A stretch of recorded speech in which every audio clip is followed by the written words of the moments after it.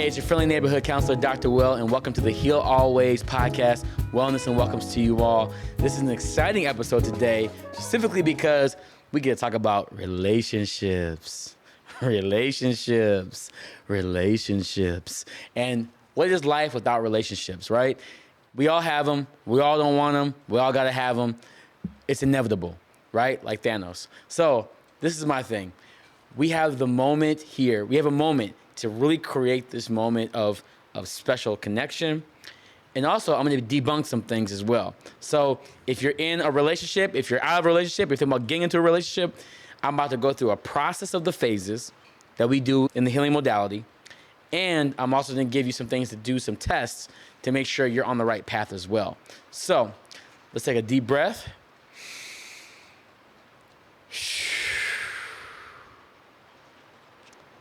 And we're going to get started.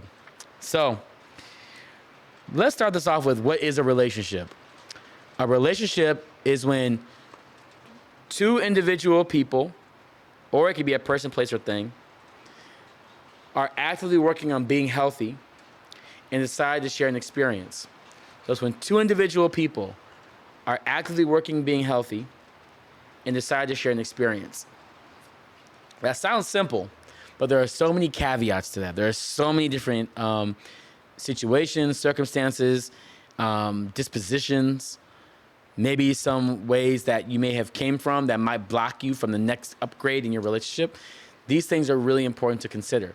And when I say person, place, or thing, I mean, we have relationships with people, we have relationships with the places that we're in, and we also have a relationship with the things that we use. So everything is a relationship. Everything's relational, which means everything is personal. Right? When they say, hey, don't take it, it's not personal. Everything's personal. Everything is personal because you're involved in it. So it isn't always, it is what it is. Sometimes it's not what it is. And that's okay too. So I want to get us started in talking about things that really matter to us. And I'm going to start at relationships, and then we're going to break it down into the actual new dating phase. So this is how the new dating phase works, and we're getting into that. And then I'm going to get into what it takes to maintain a relationship. So first things first, let's start with this. When we talk about a relationship being healthy, two individual people that come together and create an experience, we have to understand that there's an intentionality to doing this part. There's an intentionality, right? Next up, are you attentive or are you intentional in your relationship? A lot of us are in relationships because we pay attention a lot, not because we're intentional. And that has a really hard time because you're only as good as the intention you put into the relationship. A lot of intentional relationships are really successful because you're thinking about the long game, but also it gets really difficult because sometimes you miss out on the detail. Or sometimes you're so into the detail, you don't see the bigger picture. So each one has their pro and con.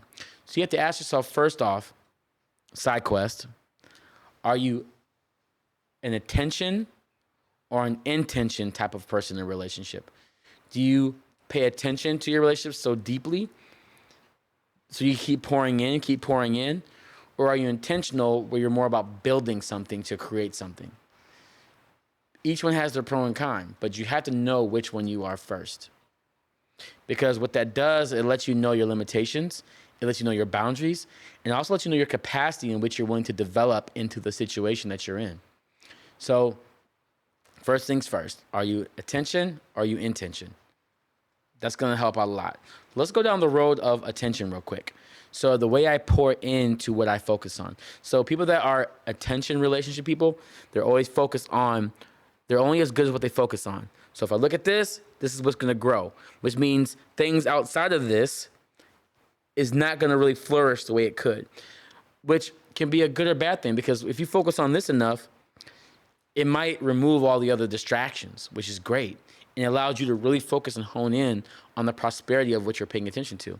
The problem is that if it doesn't nurture you back, or if it's not reciprocating, or if it's not reassuring, what's going to happen is you're going to be directly impacted by that, which then makes everything on the outside is going to be a distraction, right? So you have to have faith in this one a lot. Faith is such an important part. And I don't mean like the religious faith. It's about believing that what you have is enough. And when it's not enough, understanding that it's coming from you when it's not feeling enough. It's not from them. So if they aren't giving you what you need, you have to ask yourself, well, what am I doing to make it feel like not enough? That's a hard place to be in because you have to start having real honest conversations about your needs. And it also means that you have to communicate a lot heavier. So when you're in the intention type, you're really focused on your level of communication that's needed. So you have to acknowledge the difference to make the difference. You have to acknowledge the difference to make the difference. You have to acknowledge the difference to make the difference. It's so important. Now, let's go on to the intentions. So my folks that are the intentional type, you're playing chess, not checkers, right? And so you have to think 3 to 4 moves ahead of time, right? Which means that you have to plan a lot. You have to think about checkpoints, goals, objectives. You have to think about what is the outcome. Did it really meet up to your expectation? Did it hit your standard? You know, a lot of times people like this, they're very, very goal-oriented, which means that they're only as strong as the results that they create. So are your results fruitful? And are the goals that you're looking for, are they fruitful? That's a hard place to be in because just because you put your seed in doesn't mean you're always going to get what you want out of it. And so a healthy blend of attention and intention would be ideal. But many of us are really focused on one or the other first and foremost. So one thing it's important to watch out for, side quest, is when it comes to the side, when it comes to side quest, for this intentional one, you really want to make sure. Well, the question I'm asking is this. Let me take a step back. How do I want to be seen after I involve myself? How do I want to be seen as I'm loving in this moment? How do I want to feel knowing that this is my person? Right? So this is very monogamous right now. But this can also happen in polyamory and polyamorous relationships as well. It's how are you trying to feel seen? How are you trying to feel seen in your relationships? And if you're not creating the plan, the progress, and the execution of results, you will not be fulfilled. And so when you have this whole array of relationship opportunities, you have to be very focused on the second and the third step of everything. So a lot of people here will sometimes experience levels of uncertainty or discomfort because they don't feel the progress of now. And you have to have a lot of internal resilience, or right, that internal resilience or that internal reciprocity where you have to reach within yourself to be secure with that. And so it can be really difficult with that. So just to recap, the attention type, you're always making sure that the thing you're focusing on has the needs, desires, and the flourishing needed, so that you have to acknowledge what things am I distracted by on the outside of life. Why am I focusing on this thing? What do I want from this? So you have to be upfront with your communication. With the intention type, you have to be okay with knowing that you have to see beyond the moment. And so being with them is going to allow me to create this, and this. And you have to focus on the path that's going to create. Each type has pros and cons. But if you're honest with yourself on how that works, it allows you to be more balanced when you're coming into a relationship, because then you actually know your limitations as well.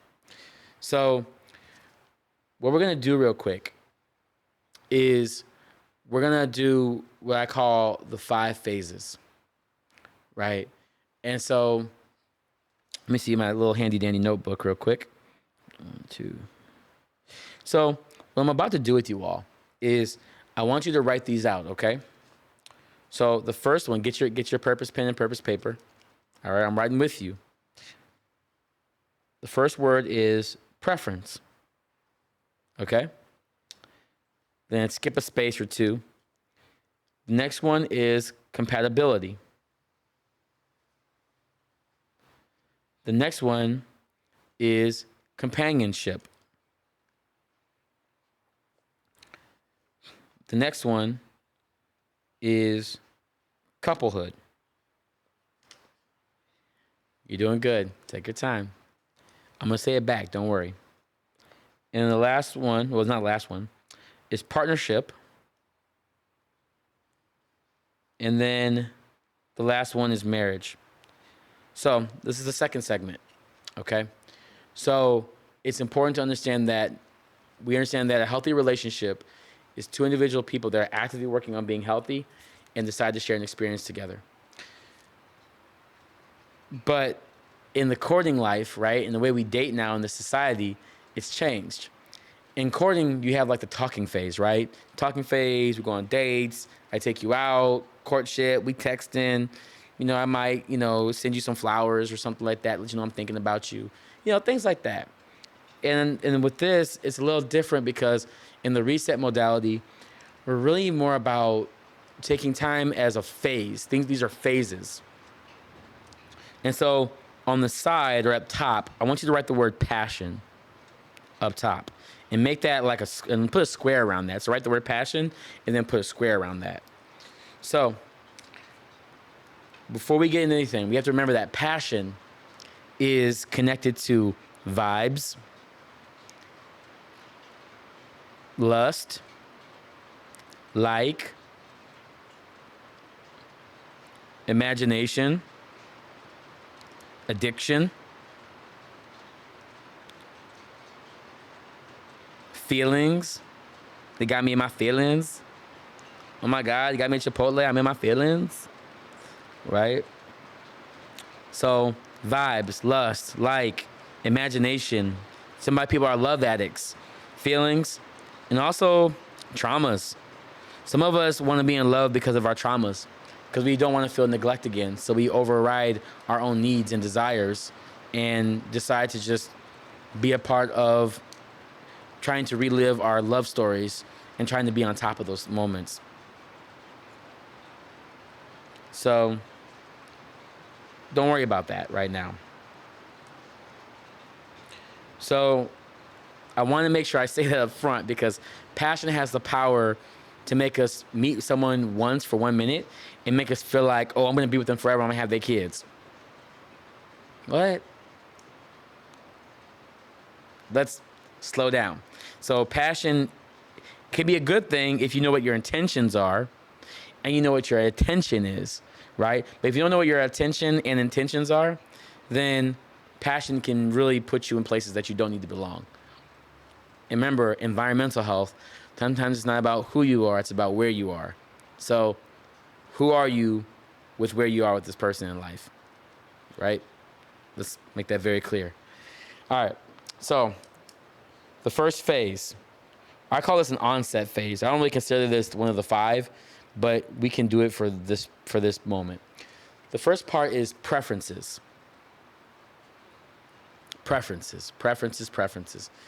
A lot of us do not actively invest in our preferences, which means that we end up actually not choosing the right person because we weren't open about what our preferences were, because we were just, we were in our passion where you felt the vibes and you didn't want to ruin it because you liked the potentiality of it.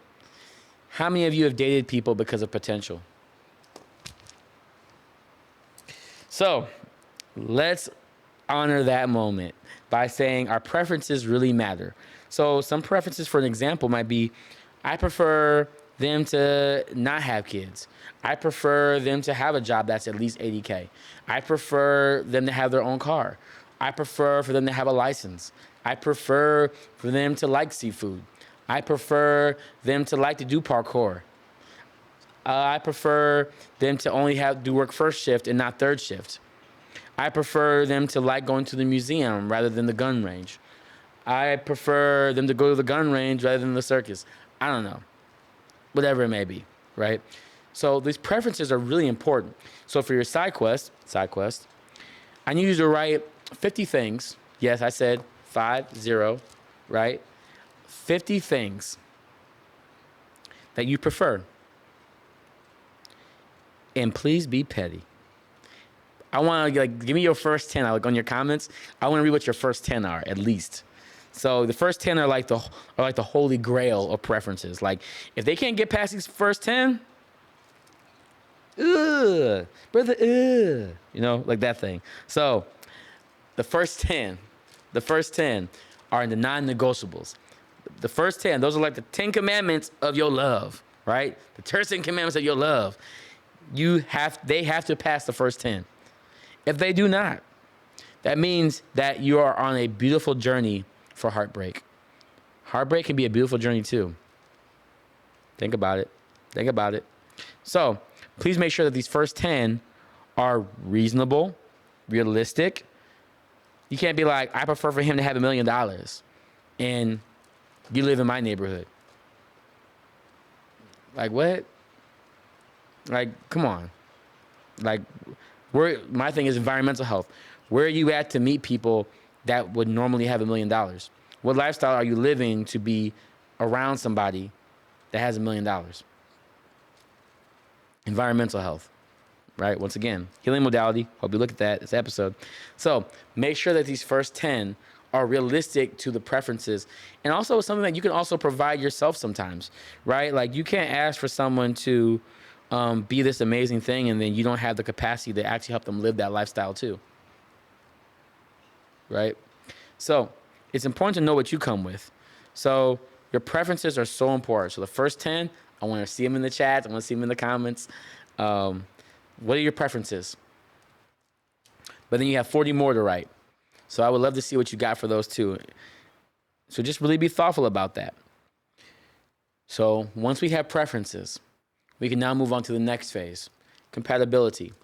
Compatibility is understanding that who you are and who you're not, who you're willing to be, who you're not willing to be, right? And who are you willing to become, who are you willing not to, who you're not willing to become, right? These are very important things to consider, because in relationships, you will either settle or you will compromise. And the difference between a settling and a compromise is that when you settle, you're actually adjusting and manipulating the integrity of what you believe in. You're settling for something lower than what your worth is.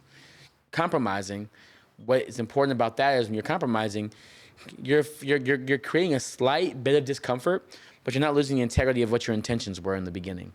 So that's really important to consider. So it's important to really think about putting yourself in a space where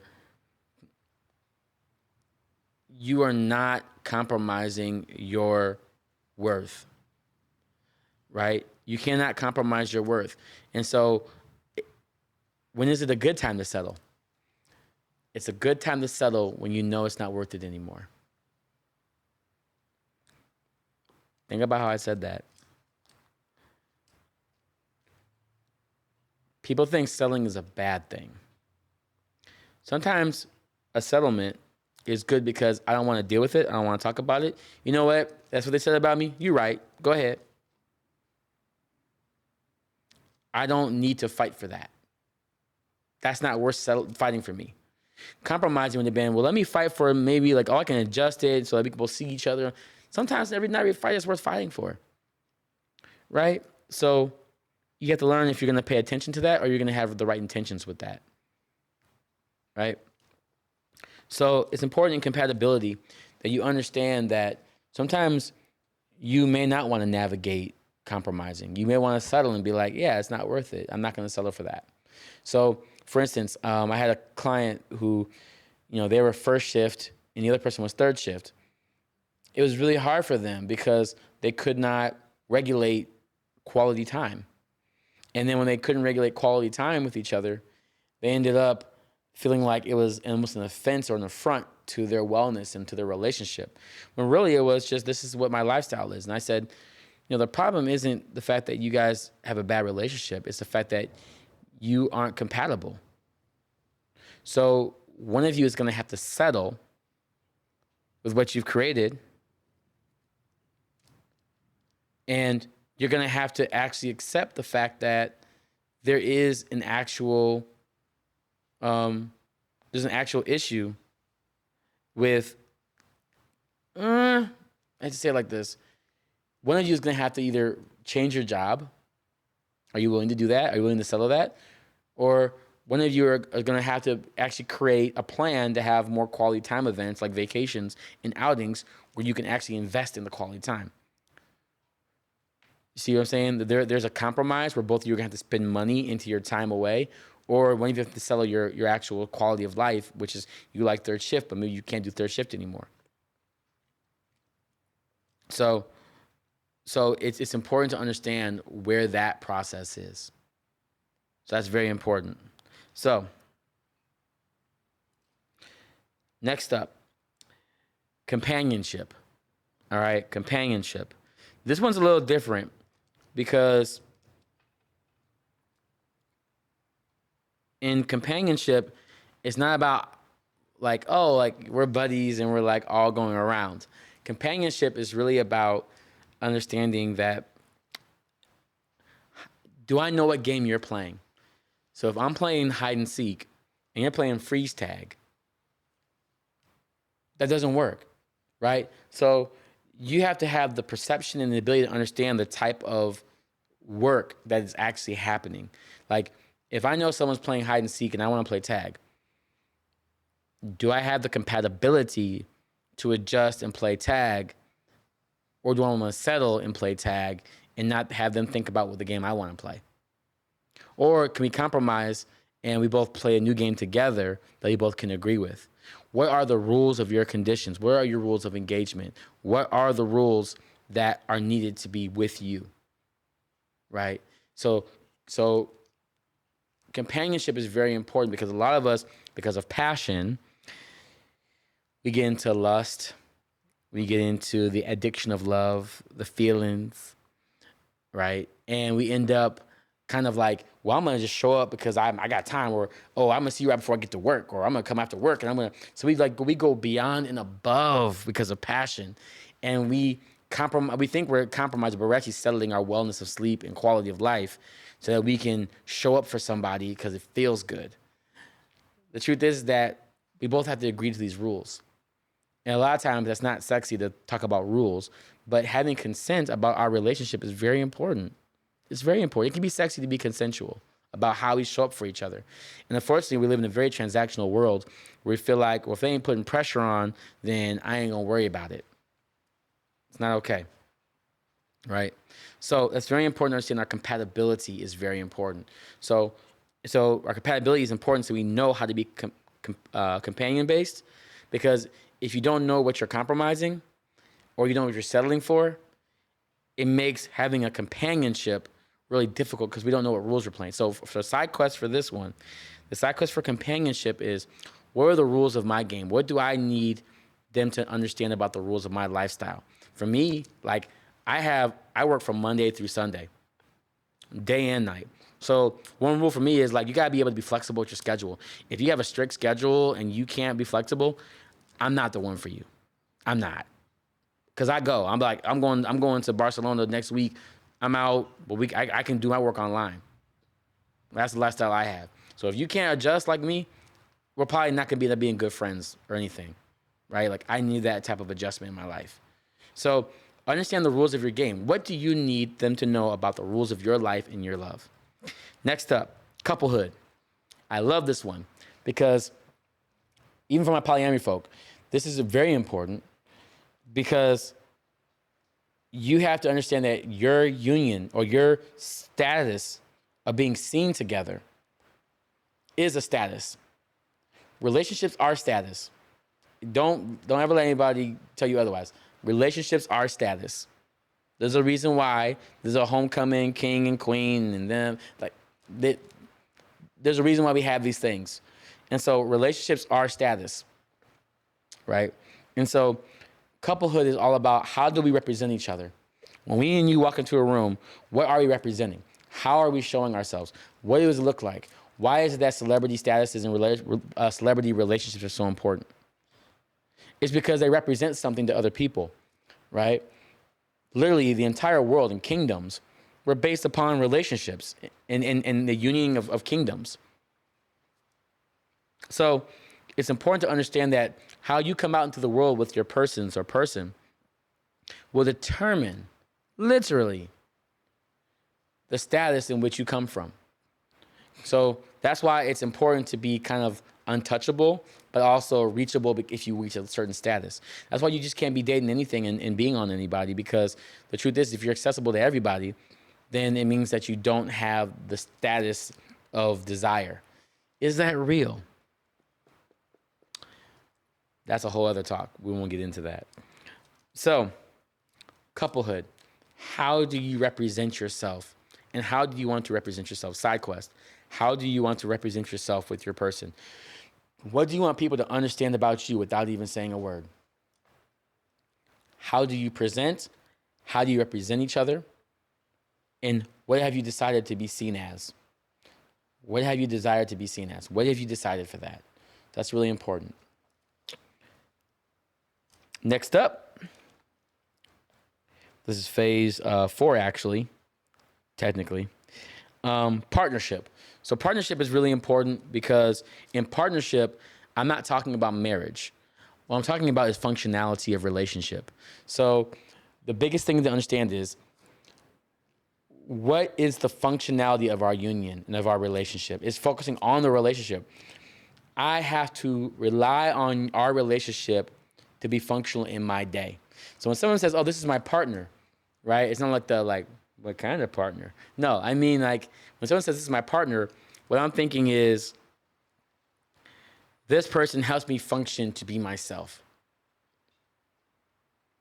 This is the person that helps me function to be myself. I am responsible for the functioning of this person. When you're my partner, what I go through is what you go through. What you go through is what I go through. So the way that we function should be helping each other enhance that moment.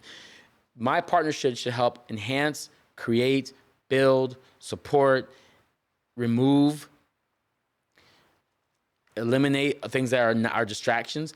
My partnership should be creating something to create a functional self. Remember what I said, 2 individual people actively working on being healthy and decide to share an experience together. If you're not actively working on being a healthier person, you will not support this partner.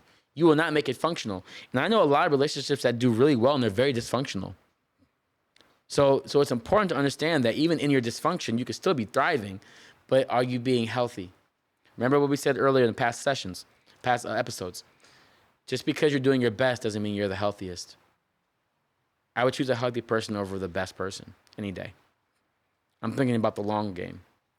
My intention. I'm an intentional lover, right? Very attention-based. So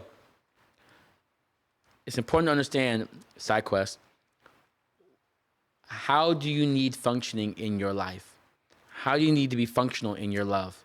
What does functional love look like to you? And what does it feel like? How is it supported? What does that look like for you? Okay? Got this. Take a deep breath.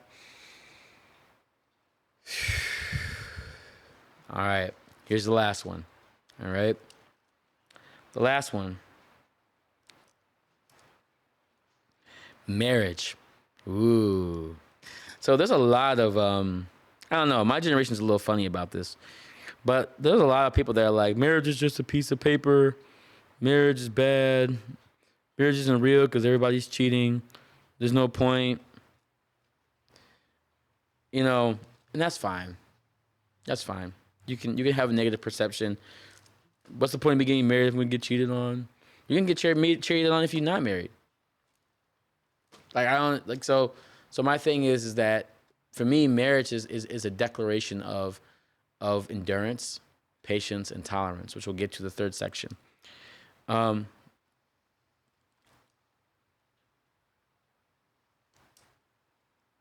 It's important to understand that in marriage, you're choosing to go through life in a way that no one else will be able to experience.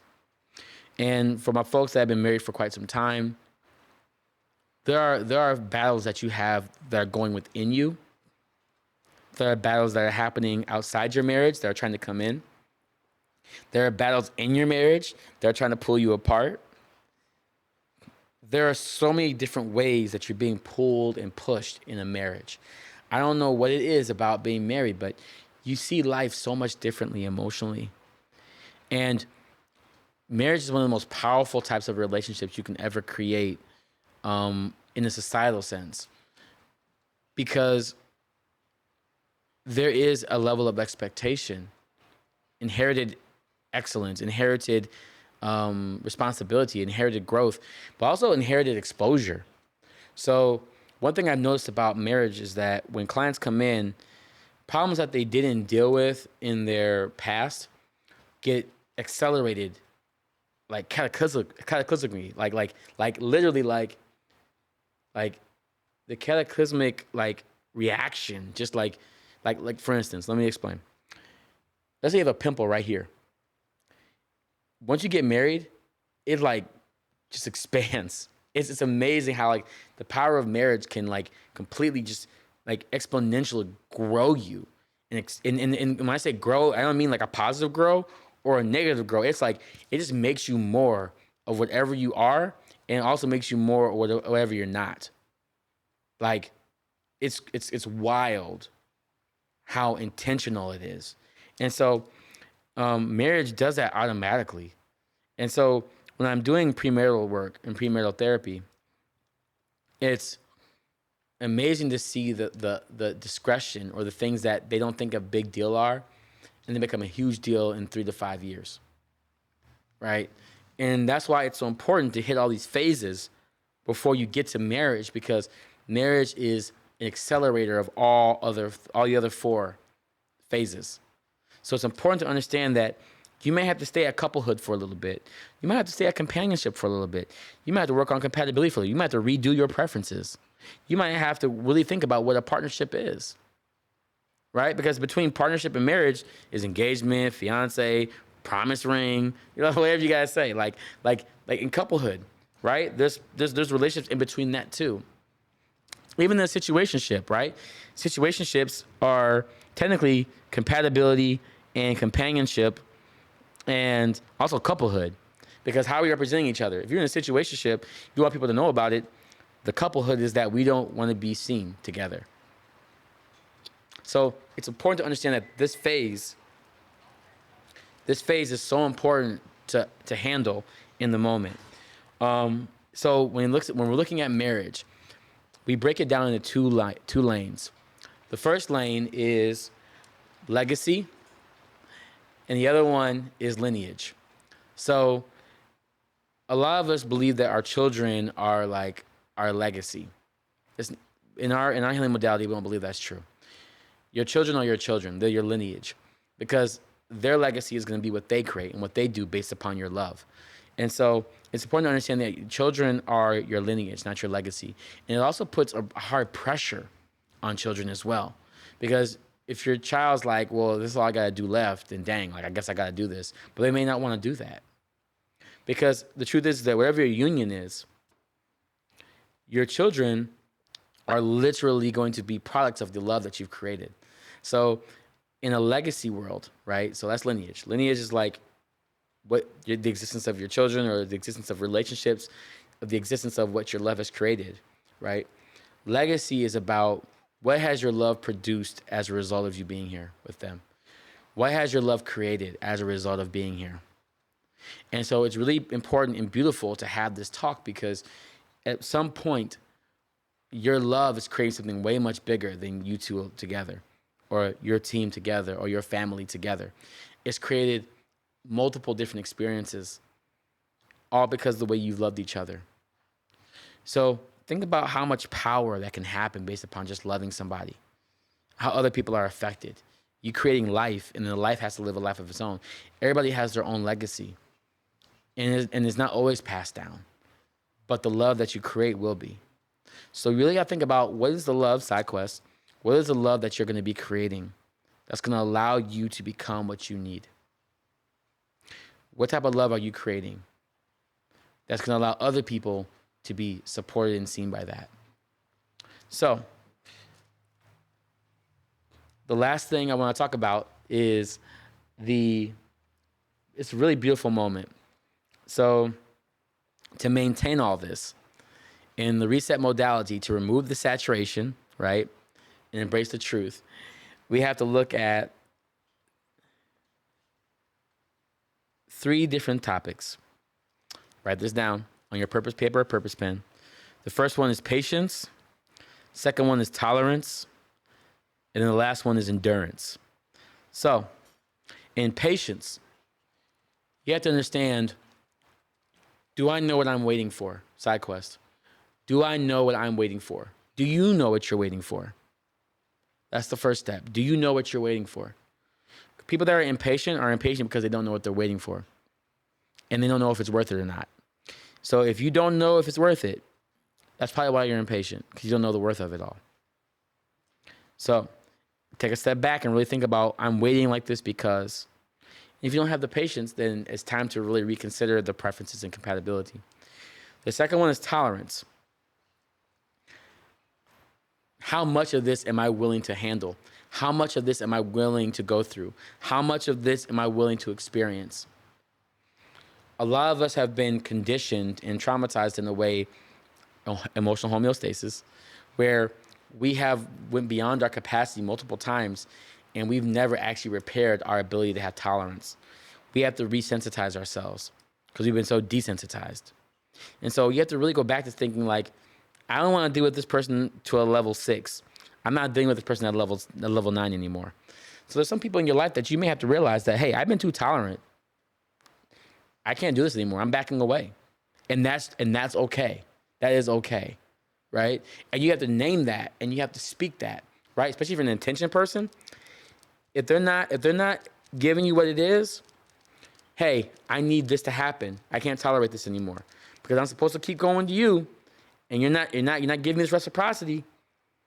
I need this. So your tolerance is going way too high if you're not acknowledging things. And then lastly, the endurance. Endurance is understanding, how long is this supposed to go? Everything has a beginning, middle, and I don't say end, beginning, middle, and resolve. All relationships have a beginning, middle, and resolve. And when relationships have an end, it's because you probably had an attachment. Think about that. People that are truly supposed to be in your life, they don't really end. They just resolve. Different season, different time, circumstance, whatever it may be. And time is the healer of that wound, unfortunately. You can't control that. But you can control your state of being and state of presence. So just keep that in mind, okay? So, just to recap.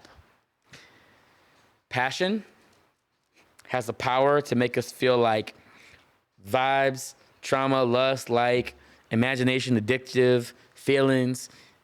It's just romance. That's passion, right? That's the external ability, right? Then you have preferences. Make your 10 commandment ones, then make 40 other ones. I prefer nighttime. I prefer daytime. I prefer eating out. I prefer not using DoorDash. What do you prefer in your life? I prefer someone that can. I prefer, right? Then we go to compatibility. What are we settling for? And what are we making a compromise in? There's a difference. Are you willing, right? Then you have companionship. It's the rules of the game. What are the rules in your game to know that you are being loved and how you want to be loved and how you want to give love? Are they playing tag? Are you playing hide and go seek? Well, again, do you want to play together? What are the rules you want to create? Next up is couplehood. How do you want to represent each other when you walk outside your home? How do you want to represent each other in the places and the communities that you involve yourself in? How do you want to feel represented? Next up, partnership. What is the functionality of this relationship? How am I functional in this relationship? How can I feel more functional with this person? And then lastly, marriage. Am I creating a legacy? Am I creating a lineage? And what does the love that I've created in this bond, or this union, or this partnership, what is the love producing? And what is this offering to the world outside of me? And what is this offering to the world in me? What is this marriage exposing me of about myself? What is this marriage creating and building? What is nurturing about this accelerated love? This intentional type. And also understanding that attention and intention are two different states. Attention is focusing on this moment. I'm focusing in this moment right now, and you're communicating that. Intention is looking things more and more, going forward and forward, right? And making sure that we are building to create a result of flourishing, right? So I hope that this moment kind of gave you a time to really think about how you're choosing to be loved and how you're offering love and also how you're giving love, right? It's different. So we're gonna bring a special guest, and we're gonna talk about some relationship things.